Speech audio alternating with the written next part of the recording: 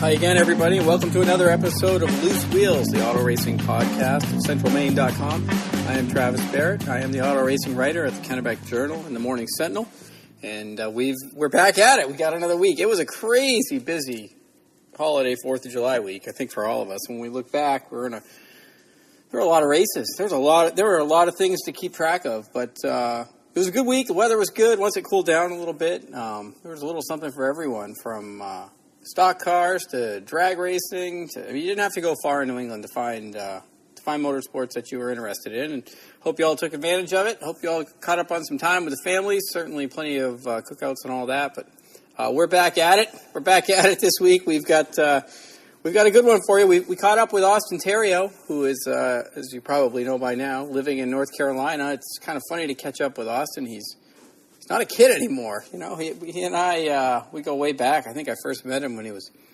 16 years old, and known him for a long time. And I've watched him through his American-Canadian Tour career, and as he's kind of moved on and done some of the NASCAR stuff. Probably best known for his time, in terms of National Series stuff with Brad Keselowski Racing and running a part-time Camping World Truck schedule for those guys. But last year he won the ARCA Championship, and he did so really in dominant fashion in a car owned by former NASCAR driver Ken Schrader. So we caught up with Austin a little bit. So I think you're going to enjoy that conversation. But before we catch up with Austin, I did want to kind of look at some of the stuff that's gone on. It's been really busy around here lately. So last week, the July 3rd show, Derek Griffith of Hudson, New Hampshire, won again on the Pro All-Star Series. That's a driver that everywhere that number 12 car goes really seems to be fast and among a short list of cars you're looking at throughout a race day or a race weekend. So congrats to him. That was the first pass race at Spud Speedway since 2010. So it's been 8 years, and they had a huge crowd there, and Austin's going to talk about that a little bit later, what it was like to be home. But congratulations to him. And then, 5 days later, pass goes to Beech Ridge. They run a caution-free race that Reed Lanford won, a two-time track champion. So when we talked to Reed, a couple of weeks ago on the podcast, and he was talking about how he was really just kind of looking forward to, picking and choosing races that he wanted to go to. Apparently that was one he wanted to go to because he went out and won. And another driver, speaking of Beech Ridge, to kind of keep an eye on here, Kurt Gary is leading the points down there. He's got an 11-point lead over Dan McKeag, who's won a track championship himself. Kurt's a car that, man, everywhere that number 7 goes is really, really good. And, we talk about it every week, it seems, but we were getting closer to the Oxford 250. It's going to be here before we know it. Now that we've turned that corner past the 4th of July, and I think Kurt's going to be, he's won a couple times at Oxford already this year. So I think that's going to be somebody we want to keep an eye on. So anyway, it's been busy. Been a lot of racing going on. They've been busy over at Wiscasset Speedway. It was nice to see Andrew McLaughlin win the late model race at Wiscasset last weekend, his second win of the season. You may remember he also, was one of the favorites going into the Coastal 200. He won it last year. Of course, Ben Ashline won it this year. But, just a lot of stuff. We're right in the heart of the season. It seems like right now is really hard to keep up with everything. But in spite of that, we carry on. And let's get to the guest. No, you don't want to hear me talk anymore. Here's Austin Theriault on this week's Loose Wheels. So we have Austin Theriault on the phone, and Austin, I want to take a minute quickly just to thank you for coming on to do this. I know people are anxious to hear what you've been up to. Well, thank you, Travis.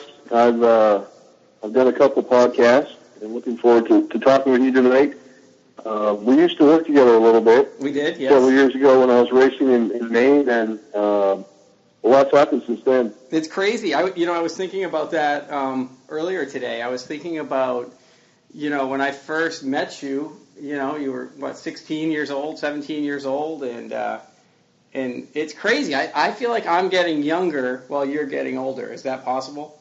Well, it's definitely possible, but I joke with you all the time. You just wait till you're my age, but you'll realize I'm 24 now, and it's been a little while. Time does fly. It does. It's unbelievable when you look back at it, and seems like seems like yesterday, basically, I started racing in Caribou, Maine, at Spud Speedway in 2007. Yeah.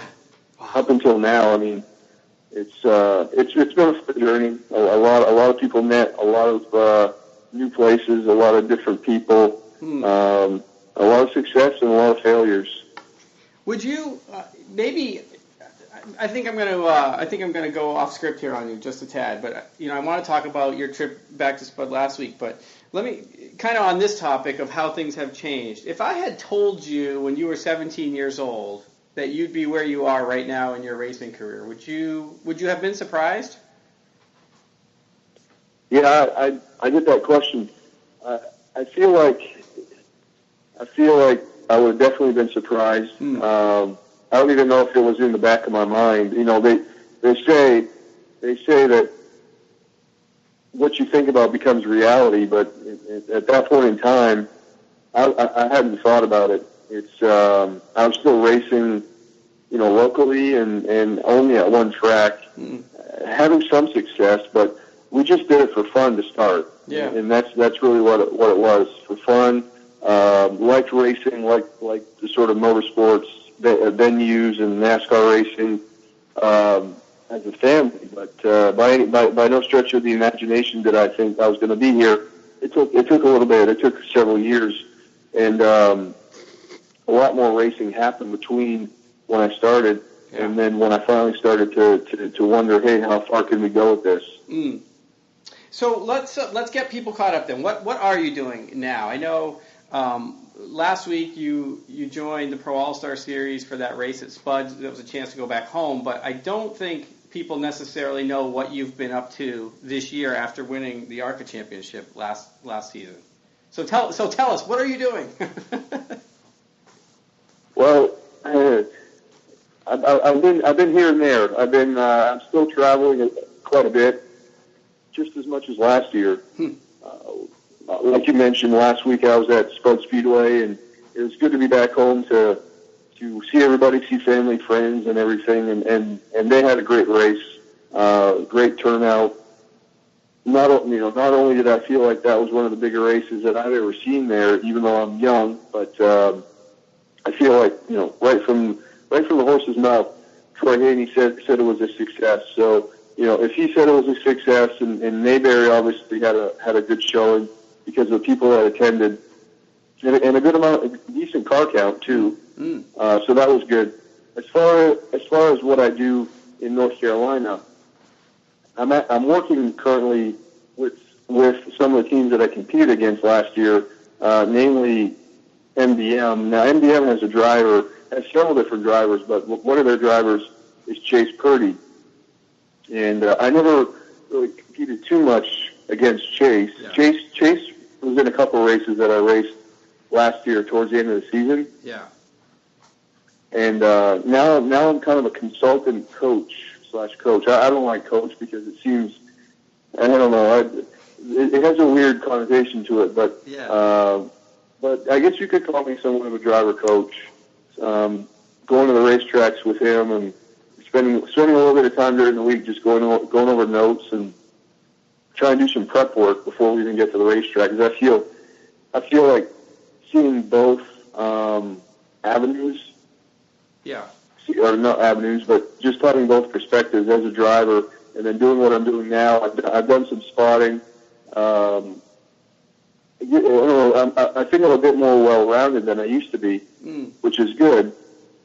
I'm still attempting to find the sponsorship necessary for me to compete, but that's proved to be a bit of a challenge, even though, like you mentioned, we had such a good year last year, and just the puzzle pieces didn't come together, and a couple things, happened last minute that sort of made it really hard for us to continue to even do what we did last year.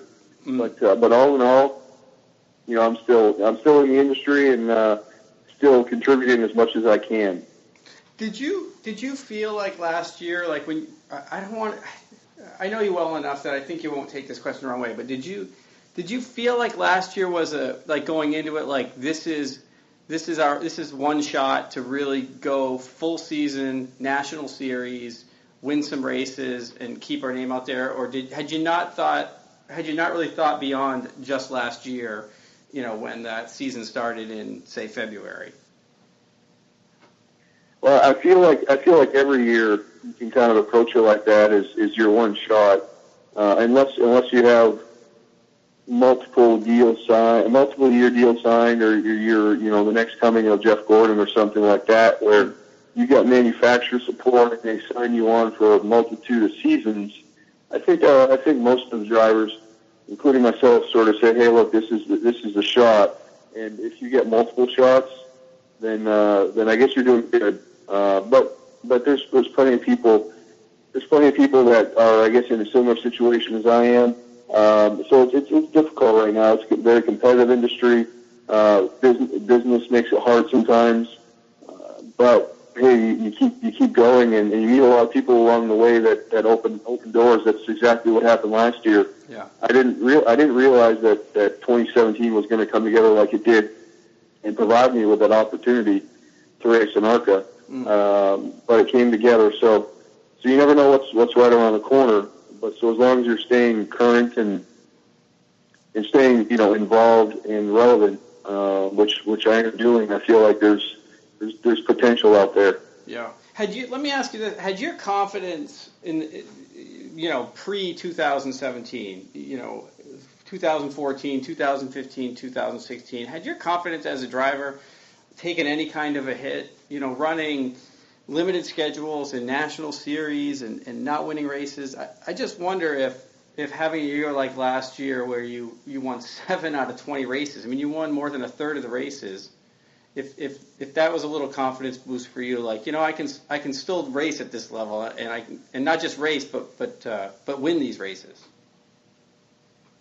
Yes, it can be difficult racing part-time in a series that's more competitive than you've ever raced before. So it takes you a while to get it all figured out.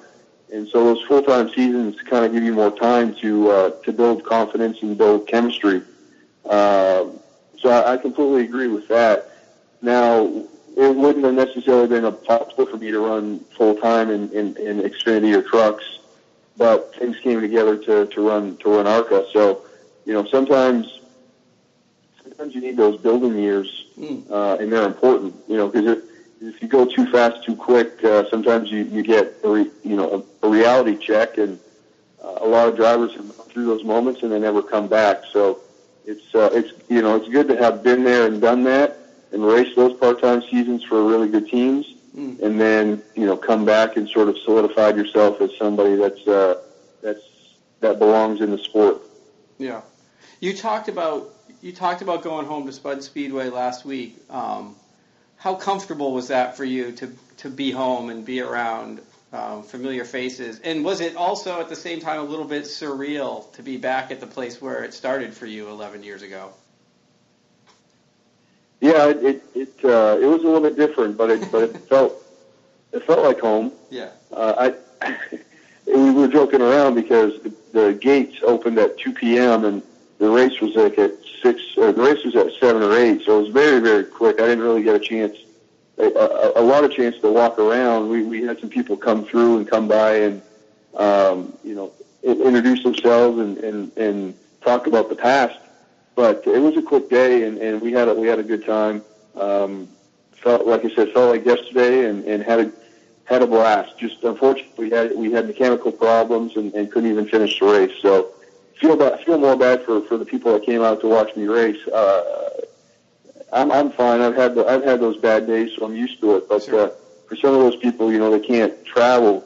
They couldn't travel last year to Kentucky and Iowa and some of these other tracks. Yeah. And so every couple of years they may have an opportunity to see me race.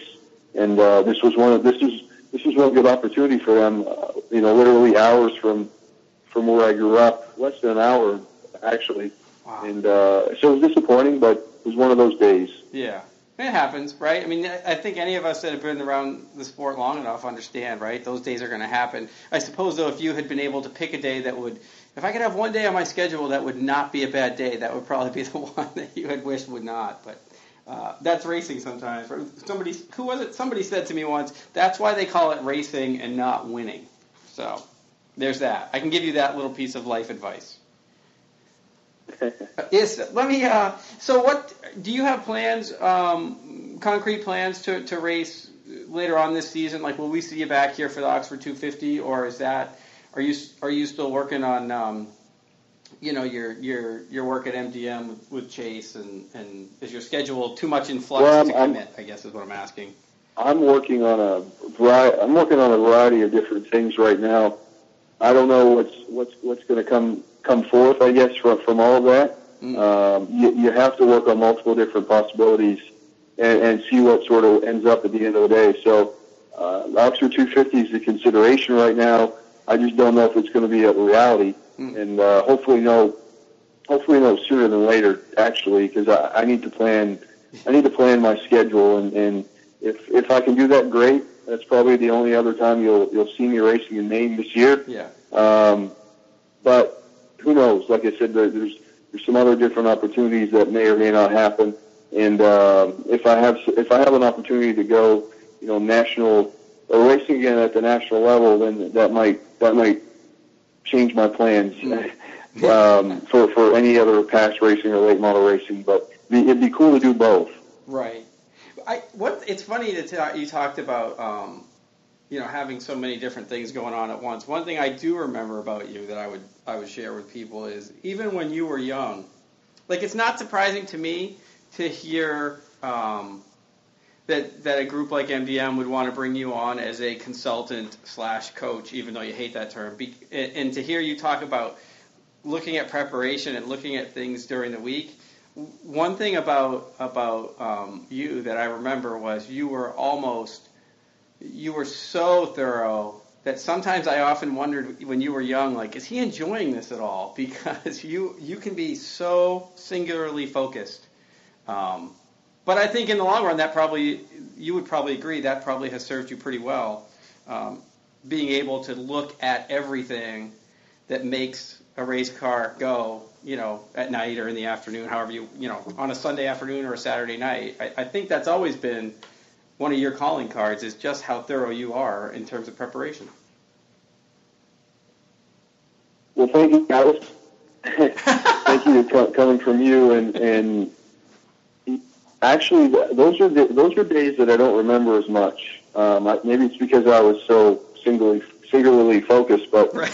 but nowadays, seeing younger people, younger drivers or whatnot, I think I can maybe save them some time and some headache.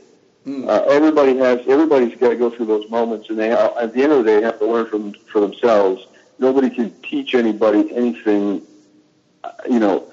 In theory, nobody can. It has to come from them. Like, you can show somebody something, but you have to do it, and you have to figure it out and have to experience it to actually truly know. So it's cool. I'm trying to think. I'm trying to think of another word to describe where I'm at. I'm in a somewhat of a transition time right now, or somewhat of a middle ground between, okay, what's going to happen the next 2 or 3 years? I really don't have the answer to that. Yeah. Maybe I'm racing, maybe I'm not. Just depends on what happens in the short term, and then it's all speed. When I do something, I usually go into it all speed ahead or full speed ahead. Yeah. And so hopefully some exciting things happening in my world the next 5 years. Well, now's a chance for me to turn the script on you and say, by the time you get to be my age, you'll have it all figured out. Yeah, and yeah, exactly. Like we were joking before, yeah. what I told you, and maybe it's more for me, but you're not lost. You're just early in the process. Early in the process. Listen, Austin, I want to thank you for taking a few minutes and doing this. It's, as always, great to catch up with you, and we wish you the best of luck here in the rest of 2018 and beyond. Thanks, Travis. I appreciate it, and maybe we can do this again sometime. We will bank on that. Thank you. Thanks again to Austin. Just a reminder, centralmaine.com/sports for all of your auto racing coverage this summer. You can also follow me on Twitter at @TBarrettGWC. Love to have you along anytime we're going to the track. Been doing some stuff. It's racetrack stuff lately, but not necessarily circle track stuff, as we are starting to look at drag racing a little bit. That's a little tease for you. Coming up this month, we're going to be doing some drag racing stuff, kind of looking at that sport and the state of drag racing in Maine, if you will. And I spent a Friday night at Oxford Plains Dragway a week or so ago. Awesome. That was a lot of fun, man. That's a hidden gem. If you've got any interest in performance automobiles and drag racing, it's worth checking out over there. They've got a great little program and a ton of cars, a ton of people, really good crowd, really laid back kind of crowd, which was a lot of fun. Which kind of brings me to this week's TB's Press Box, my weekly rant segment. Not so much a rant, but for the sixth consecutive year, went to the NHRA Mellow Yellow Series at New England Dragway in Epping. Went as a fan, do it every year. I love it. I think it's one of the great motorsports experiences. If you've never been, you have to go. If you like motorsports and you've never seen the NHRA in person, you have to go see it. There is nothing like 320-mile-an-hour dragsters and funny cars. But one of the things that continues to jump out at me with the NHRA, and they do it so well, is their fan interaction. I mean, it goes so far beyond the every ticket is a pit pass slogan, which is true. You buy a ticket, you can walk through the pits all day long. You can watch them build and rebuild cars from the start of the day till the end of the day. If you've got a family or if you yourself are into collectibles, autographs are not difficult to come by. It's almost too easy. Right down to driver introductions on race day. Had an interesting conversation with my wife, actually. The whole family was there on Sunday, and we were talking about how they would do the driver intro. They'd come down off the stage. They'd walk right through the crowd. They'd shake hands. They'd talk to whoever wanted to talk to them. And I said to my wife, could you ever imagine this happening at a NASCAR race where they just so freely walk through everybody? And she said, well, it's a little bit different. There's fewer people and they're not quite the same level of celebrity.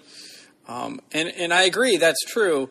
But I also feel like that's one of the reasons that it stays that way in NHRA is because it's always been that way in NHRA.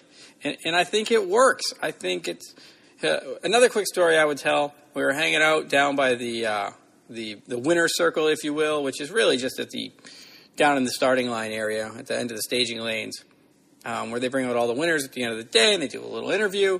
And most of the crowd has started to filter out. As soon as that final pair is down the racetrack, most people are gone. But we stick around because, perfect example was Matt Hagan, who's a funny car world champion, and won his third race of the year, his second straight at New Hampshire, wins that race, and he's just kind of hanging out before he goes into the media center, which is the little tower right there, and he's taking pictures with kids and fans and whoever wants. And so Nat went over, and I said, hey, would you mind taking a picture with my daughter? And he's like, not at all. And she comes over, this tiny little 12-year-old girl and he just hands her the trophy. And in my mind, I thought this can go one of two ways. The second option of that, of course, is she has no idea how heavy that trophy is and just drops it. And then it shatters everywhere, and then we ruin it for everybody. But it's just that simple. They just do it in such a way that it's absolutely amazing. And I think while the layout of a drag strip is not the same as a NASCAR track, I think there are things that can be learned. I really think, I've said it before, I think NASCAR drivers, but I also think short track drivers can learn a lot from how NHRA drivers interact with fans. I see too many short track drivers wondering, how come more fans don't come out? How come the crowd, there's not more people here? And you see short trackers who, when they're not out doing stuff, are just kind of hiding in the back of their haulers, or just not going out of their way to acknowledge that there might be a fan there that just wants to shake their hand and wish them good luck. And I really feel like if you just stand out by the end of your car and you're personable, no one's telling you have to have 10-minute conversations with everybody. But if you're willing to just nod and say hi, it goes a long way. It goes further than you ever think it would. So I think stock car racing in general, at all levels, can learn a lot from drag racing and how that drag racing culture kind of operates. It was fantastic. But anyway, that's it for the Press Box. And that's it for this week's podcast. It's been a quick week, squeezing in some days off and trying to track people down. A couple of things fell through. I'll make it up to you in the future. I promise. But I want to thank Austin Theriault for coming on the podcast. I also want to thank all of you for listening. I want to thank all of you that I've run into in the last couple of weeks that keep saying good things about it and let me know that you're listening. It feels great. I'm glad you like it. CentralMaine.com/sports, auto racing coverage. All summer long, really, which, we're down to like mile 6 weeks, but all season long too. So make sure you check that out on Twitter at CentralMeSports. And of course, you can get me on Twitter at TBarrettGWC. Thanks again for listening to Loose Wheels, and we'll catch you next week on the next episode.